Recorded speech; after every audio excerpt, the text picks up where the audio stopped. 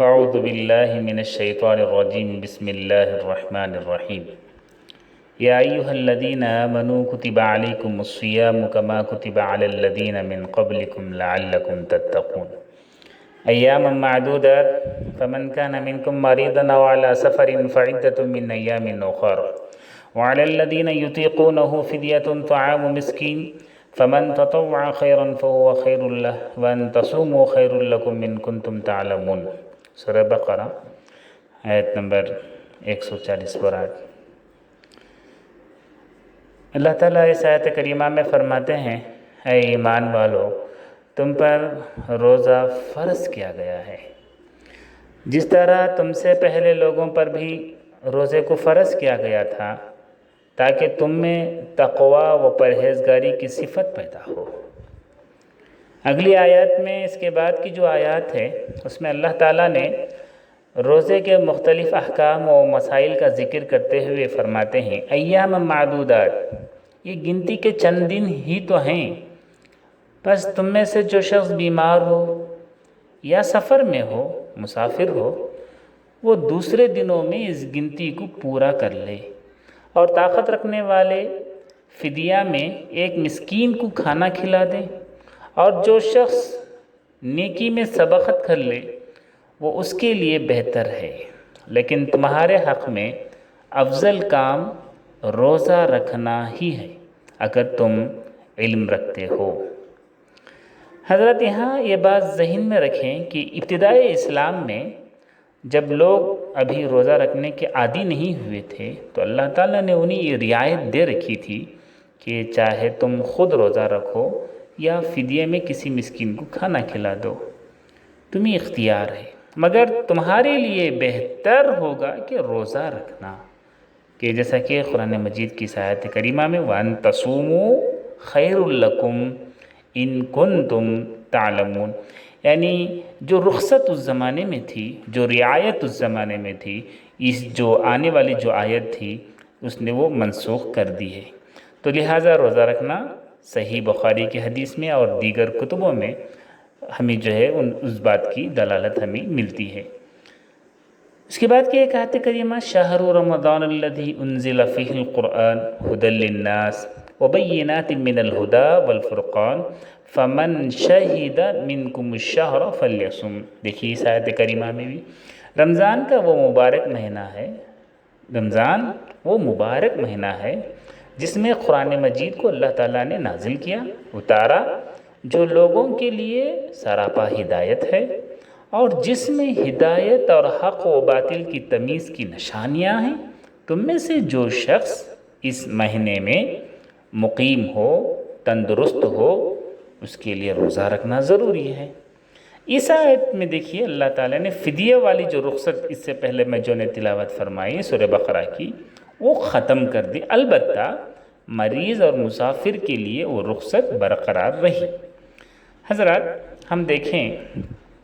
چند باتیں جو ہے فضائل و برکات رمضان اور روزے کے تعلق سے۔ سب سے پہلے میں سمجھانے کی کوشش یہ کروں گا کہ ماہ رمضان کی وجہ تسمیہ کیا ہے۔ ہم جاننا چاہیے کہ ماہ رمضان کی وجہ تسمیہ کیا ہے۔ ہم دیکھتے ہیں کہ اس میں کہ سمی رمضان لأنہ یرمز الذنوب، اس ماہ کا نام رمضان یعنی جلانے والا اس لیے رکھا گیا کہ یہ روزے داروں کے گناہوں کو جلا کر ختم کر دیتا ہے۔ یرمز الذنوب یعنی روزے داروں کے گناہوں کو جلا کر ختم کر دیتا ہے۔ اور ایک ڈکشنری میں ہم دیکھتے ہیں صاحب قاموس کی جو الفاظ ہیں اس میں آپ دیکھیں گے تو ملے گا کہ سمی رمضان لأنہ یحرق الذنوب، گناہوں کو جلا کر ختم کر دینے کی مناسبت سے اس مہینے کا نام، اس ماہ کا نام رمضان رکھ دیا گیا۔ اور ہم دیکھتے ہیں کہ رمضان کا لغوی معنی کیا ہے، اگر ہم دیکھتے ہیں تو اس میں بہت سارے معنی بھی آتے ہیں، جیسے میں چند باتوں کا تذکرہ کروں گا کہ روزہ جسے عربی زبان میں آپ جانتے ہیں الصوم کہا جاتا ہے، اس کا لغوی معنی الامساک یعنی کسی کام سے رک جانا۔ اب اس میں ایک ہم امام بیضاوی رحمۃ اللہ علیہ اپنے تفسیر میں فرماتے ہیں، لکھتے ہیں، نقل کرتے ہیں، اور امام شوکانی بھی، کہ ماہرین لغت عربی میں سے ابو عبیدہ نے بھی اس لفظ کی لغوی معنی کی مزید جو وسعت بیان کی ہے وہ یہ ہے: کل ممسکن عن طعام او کلام او سیر فہو صائم، یعنی اردو میں ترجمہ اس کا یہ ہے، کل ممسکن، کھانے، بات کرنے یا چلنے سے رک جانے والے کو بھی صائم کہا جاتا ہے، جیسے رجل صائم، کھانے پینے سے رکا ہوا آدمی، فرس صائم، چلنے سے رکا ہوا گھوڑا، اور بات کرنے سے رکے ہوئے کو بھی صائم کہا جاتا ہے۔ قرآن مجید میں ہم دیکھتے ہیں سورہ مریم آیت نمبر 26 میں فَإِمَّا تَرَيِنَّ مِنَ الْبَشَرِ أَحَدًا فَقُولِي إِنِّي نَذَرْتُ لِلرَّحْمَنِ صَوْمًا فَلَن نُكَلِّمَ الْيَوْمَ إِنسِيًّا، اگر کوئی بشر تمہیں نظر آئے تو اس سے کہہ دینا کہ میں نے رحمان کے لیے روزے کی نظر مانی ہے، اس لیے آج میں کسی سے نہیں بولوں گی۔ تو یہ بات رہی، گویا بولنے سے ہی رک جانے کو بھی صوم کہا جاتا ہے۔ تو لہٰذا الصوم کی جو شرعی جو اصطلاح ہے اس کو ہم دیکھنے کی کوشش کریں کہ الصوم کا جو شرعی اصطلاح ہے، جسے حافظ ابن حجر نے اپنی کتاب فتح الباری میں اس طرح نقل کیے ہیں: وفی الشرع امساک مخصوص فی زمن مخصوص بشرائط مخصوصہ، اصطلاح شرع میں، شریعت کی نظر میں صوم کا معنی مخصوص رک جانا، یعنی کھانے پینے وغیرہ سے مخصوص وقت کے لیے اور مخصوص شرائط کے ساتھ رک جانا۔ تفسیر ابن کثیر میں بھی آپ دیکھیں گے کہ وَالْإِمْسَاكُ عَنِ الطَّعَامِ وَالشَّرَابِ وَالْوِقَاعِ، تو اس میں تفسیر ابن کثیر میں بھی اسی سے مماثلت سے چند باتیں ہم دیکھیے۔ روزہ ایک مسلمان پر فرض ہے، جس طرح سے میں نے کہا کہ تندرست ہو۔ ترک روزہ پر وعید بھی آئی ہے کہ جو آدمی روزے کو بلا عذر شرعی چھوڑ دیتا ہے تو یہ گناہ کبیرہ ہے۔ علامہ ذہبی رحمۃ اللہ علیہ اپنی کتاب میں کتاب الکبائر میں اس طرح سے نقل کرتے ہیں کہ انہوں نے جو کبیرہ گناہوں میں سے جو چھٹے گناہ کی جو جگہ انہوں نے دی وہ ہے کہ بلا عذر رمضان کا ایک دن کا روزہ چھوڑنا لکھا ہے، یعنی کبیرہ گناہوں میں سے اس کا شمار فرمایا۔ تو اور ایک حدیث بھی آتی ہے مسند احمد میں کہ من افطر یوما من رمضان من غیر رخصۃ ولا مرض لم یقض عنہ صوم الدہر کلہ وإن صامہ، جس نے رمضان کے ایک بھی دن کا روزہ کسی مرض یا عذر کے بغیر ہی چھوڑ دیا، وہ اگر ساری عمر بھی روزہ رکھتا رہے تب بھی اس کی کمی پورا نہیں کر سکے گا۔ تو لہٰذا روزے کی اہمیت ہمیں جانتے ہیں، روزے کے فضائل۔ اب میں چند نکات آپ کے سامنے پیش کرنے کی کوشش کروں گا، ون بائی ون بتانے کی یہ کوشش کروں گا کہ رمضان جو ہے، روزہ جو ہے، ہمیں اخلاص للہ کا منفرد مظہر ہے، خلوصیت اخلاص للہ پیدا کرتا ہے۔ اور ایک بات یہ بھی ہے کہ رمضان جو ہے ایمان اور غیر متزلزل ایمان اور اس کی جزا ہے۔ اور اسی طرح سے ہم دیکھتے ہیں کہ روزہ جو ہے اخلاقی اور روحانی تربیت کا یہ مہینہ ہے، یہ ماہ رمضان، اور ماہ رمضان ماہ قرآن کہتے ہیں۔ اور یہاں پر جو ہے رمضان روزے دار کی جو شفاعت صیام و قرآن، یہ جو چند باتیں ہیں اس کے اوپر میں ذکر کرنے کی کوشش کروں گا تو تھوڑا آپ کے سامنے۔ تو دیکھیے کہ سب سے پہلے میں بتانا یہ چاہوں گا کہ روزہ انسان کے اندر اخلاقی و روحانی تربیت کو جنم دیتا ہے۔ اب یہ ایسا سمجھ لیجئے کہ ماہ رمضان مہینہ، یہ اس رمضان کا جو مہینہ اخلاقی اور روحانی تربیت کا مہینہ ہے، اس بات کو ایسا سمجھ لیجئے کہ یہ جو مہینہ ہے اخلاقی اور روحانی تربیت کا مہینہ ہے۔ ہم جانتے ہیں حضرت ابو ہریرہ رضی اللہ عنہ کی حدیث ہے کہ انما بعثت لاتمم صالح یعنی مکارم الاخلاق، میں مکارم اخلاق کی تکمیل کے لیے مبعوث کیا گیا ہوں۔ اللہ کے رسول صلی اللہ علیہ وسلم نے خود اپنی زبان مبارک سے اپنی بعثت کا یہی منصب جو مقصد عظیم بیان فرمایا ہے۔ تو اس میں دیکھیے کہ اگر ہم دیکھتے ہیں کہ اندازے اس ارشاد کی تکمیل ہر سال ایک ماہ، یعنی ہم سمجھتے ہیں کہ ایک ماہ 30 دن جو ہے مسلمانوں جو ہے اسلامی قواعد و ضوابط کی پابندی سے جو ہے ایک روزہ کا وقت بھی ہم دیکھتے ہیں کہ اس میں جو ہے ہم اس بات یہ طویل جو ایک مہینے کی جو ریاضت ہے، جو روزہ رکھتے ہیں، جو طویل جو ریاضت ہے، انسان میں تطہیر قلب، تصفیہ باطن، تہذیب نفس اور ایسے اوصاف حمیدہ و محاسن جلیلہ پیدا کرتی ہے جو حقیقتاً بلند اخلاق کا طر امتیاز ہے۔ اور سب سے بڑھ کر ایک بات بتائیں کہ سب سے بڑھ کر کہ یہ روزہ انسان میں تقوی و پرہیزگاری کی صفت پیدا کرتا ہے جو سب سے قیمتی چیز ہے۔ اور خود اللہ تعالیٰ نے کیا کہا کہ روزہ کا فلسفہ بیان کرتے ہوئے کہا کہ لعلکم تتقون، یعنی تاکہ تم پرہیزگار بن جاؤ۔ اب دیکھیے ماہ رمضان اخلاقی اور روحانی تربیت اور ٹریننگ کا مہینہ ہے۔ اس بات کو ہم سمجھنے کے لیے بہت سارے ہم روزے کے آداب وغیرہ کتابیں آپ لوگ پڑھ سکتے ہیں۔ تو اس میں دیکھیے کہ اذا کان من لم، صحیح بخاری کی ایک حدیث حضرت ابو ہریرہ سے مروی ہے، من لم یدع قول الزور والعمل به فلیس للہ حاجۃ ان یدع طعامہ وشرابہ۔ جو روزے دار روزے کی حالت میں جھوٹ بولنے اور اس پر عمل کرنے سے باز نہیں رہتا،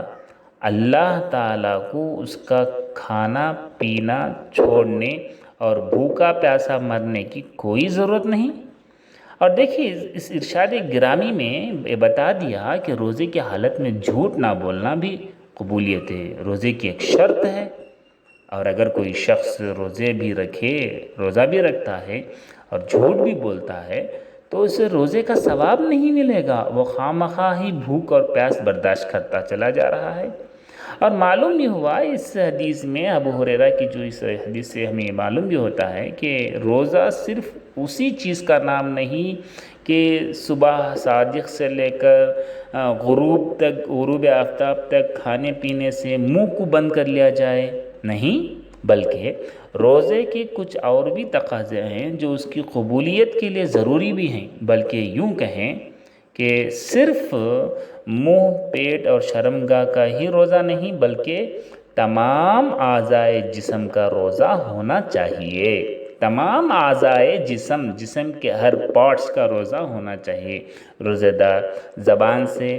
فحش کلام، فحش گوئی نہیں کرتا، دروغ گوئی نہیں کرتا، کذب جھوٹ بیانی نہیں کرتا، جھوٹ نہیں بولتا، گالی گلوچ نہیں کرتا، غیبت نہیں کرتا، چغلی کھانے سے پرہیز کرتا ہے، دل و دماغ کو آوارگی اور بد خیالی سے روکے رکھتا ہے۔ اور دیکھیے کہ تصورات کی دنیا میں خوابوں کے محل تیار کرنے اور جسمانی و ذہنی عیاشی سے باز رہے، آنکھوں کو پریشان نظر سے بچائے۔ تو دیکھیے کہ جس طرح سے فحاشی جس طرح سے سامنے ہم سوسائٹی میں دیکھتے ہیں، تمام سے جو روزہ دار بچا رہتا ہے، جیسا کہ تمام برائیوں سے بچا رہتا ہے، اور اس ماہ میں اس کی ٹریننگ دی جاتی ہے، اور ان برائیوں سے بچنے کے لیے سال بھر اس کے کام کیسے آئے گی یہ ٹریننگ، یہ ہم اندازہ لگا سکتے ہیں۔ ایک دوسری بات یہ ہے، پہلا نقطہ تو آپ سمجھ گئے کہ یہ روزہ جو ہے اخلاقی اور روحانی تربیت کرتا ہے، یعنی یہ رمضان کا مہینہ اخلاقی اور روحانی تربیت کا مہینہ ہے۔ ایک دوسرا نقطہ یہ ہے کہ رمضان، یعنی ماہ رمضان کو ماہ قرآن بھی کہا جاتا ہے، یعنی رمضان المبارک جس طرح سے ہم جانتے بھی ہیں، قرآن مجید کی ایک آیت کریمہ ہے، انا انزلناہ فی لیلۃ مبارکۃ انا کنا منذرین فیہا یفرق کل امر حکیم امرا من عندنا، یعنی ہم نے کتاب کو ایک بڑی ہی خیر و برکت والی رات میں نازل کیا اور ہم لوگوں کو متنبہ کرنے کا ارادہ رکھتے ہیں۔ اسی رات میں ہر معاملے کا حکیمانہ فیصلے ہمارے حکم سے صادر ہوتے ہیں۔ اور اسی میں ایک بات یہ بھی ہے کہ روزہ جو ہے شفاعت صیام و قرآن بھی ہے، کہ ایک حدیث آتی ہے حضرت عبداللہ بن عمر کی، غالباً حضرت عبداللہ بن عمر رضی اللہ عنہ بیان فرماتے ہیں، الصیام والقرآن یشفعان للعبد یقول الصیام ای ربی انی منعته من الطعام والشہوات بالنہار فشفعنی فیہ، ویقول القرآن منعته النوم باللیل فشفعنی فیہ فیشفعان۔ اس حدیث میں اس کا ترجمہ یہ ہے کہ روزہ، الصیام والقرآن، روزہ اور قرآن یہ دونوں جو ہے بندے کے لیے اللہ تعالیٰ کے دربار میں مغفرت کی سفارش کریں گے۔ یقول الصیام، روزہ کہے گا اے پروردگار، میں نے دن کے وقت تیرے اس بندے کو کھانے پینے اور شہوت، قضائے شہوت سے روکے رکھا، اس کے بارے میں میری شفاعت کو قبول فرما۔ اور قرآن کہے گا میں نے اسے رات کو سونے سے روکے رکھا، اس کے بارے میں میری سفارش قبول فرما۔ تو ان دونوں کی اس کے بارے میں کی گئی جو سفارش ہوگی اللہ تعالیٰ کے نزدیک قبول کی جائے گی۔ اور ایک بات یہ ہے کہ ایک تیسرا نقطہ یہ بھی ہے کہ یہ روزے کا جو جزا ہے اس کے بارے میں ہم جاننا چاہیے کہ ایک حدیث قدسی ہے، حضرت ابو ہریرہ رضی اللہ عنہ سے نقل ہے صحیح بخاری مسلم اور نسائی میں، کہ کل عمل ابن آدم لہ الا الصیام فإنہ لی وانا اجزی بہ، بنی آدم کا ہر عمل اسی کے لیے ہے سوائے روزے کے، وہ محض میری خوشندی کے لیے ہی ہوتا ہے اور اس کا اجر و ثواب بھی خود میں ہی دوں گا۔ بخاری مسلم کی بہت سارے احادیث میں بھی ہمیں یہ چیزیں ہمیں ان باتوں کی طرف ہمیں نشاندہی ملتی ہے۔ ایک آخری بات یہ بھی ہے، روزہ ہم نوٹ کیجئے گا آپ بھی کہ روزہ اخلاص للہ کا، بندے سے اللہ کا جو کنیکشن ہوتا ہے، تعلق ہوتا ہے، اس کا ایک منفرد مظہر ہے۔ اب ہم میں سمجھانے کی کوشش یہ کروں گا۔ آپ سوچئے کہ تمام عبادات میں سے روزہ ایک انفرادی حیثیت رکھتا ہے، اس کے سوا اسلام کے تمام ارکان کا کسی نہ کسی حد تک ظاہر سے بھی ایک تعلق ہے۔ جیسے نماز کو لے لیں ہم فار ایگزامپل، یہ پوشیدہ نہیں رہ سکتی، جیسے کہ سورہ بقرہ میں اللہ تعالیٰ فرماتا ہے آیت نمبر 40 اور 3 میں وَارْكَعُوا مَعَ الرَّاكِعِينَ، اور رکوع کرنے والوں کے ساتھ رکوع کرو۔ کوئی شخص باجماعت نماز ادا کرے گا تو پوری جماعت اسے مسجد میں آتے جاتے اور نماز ادا کرتے دیکھے گی۔ کیا یہ بات صحیح ہے؟ اسی طرح دیکھیے کہ حج کی ادائیگی پر سینکڑوں نہیں، ہزاروں نہیں بلکہ لاکھوں حجاج کا جمع غفیر مناسک حج و عمرہ ادا کرتے دیکھتا ہے۔ اور زکوٰۃ ہے، دیکھیے کہ وہ بھی کم از کم دینے اور لینے والے دو آدمیوں کے مابین تو ہوتی ہے۔ اگر ہم یہ بھی دیکھ لیں کہ زکوٰۃ بھی ایک ہاتھ، لیکن دینے والا اور لینے والے کے مابین کم از کم یہ تو پروسیس دیکھنے کو ملتا ہے۔ مگر یاد رکھیے گا، روزہ ایک ایسی چیز ہے، وہ منفرد ایک ایسی عبادت ہے، یکتا عبادت ہے اسلام میں، کہ ایک وقت اس کا تعلق ظاہر سے بالکل ہی ٹوٹ جاتا ہے اور صرف وہ عابد اور معبود کا باہمی معاملہ ہی رہ جاتا ہے، کوئی نہیں رہتا سوائے بندہ اور اللہ۔ فار ایگزامپل، والدین بہن بھائیوں، بیوی بچوں یا دوست فرینڈ و احباب سے مل کر سحری کھائے، مگر جب وہ باتھ روم، کچن یا کسی بھی مقام پر تنہا اکیلا ہو گیا تو بنی نوع انسان تو کیا تمام مخلوقات میں سے کوئی پرندہ تک بھی اسے نہیں دیکھ رہا ہوگا۔ ایسے میں جب شدت دھوپ اور گرمی انسان کا نفس امارہ اسے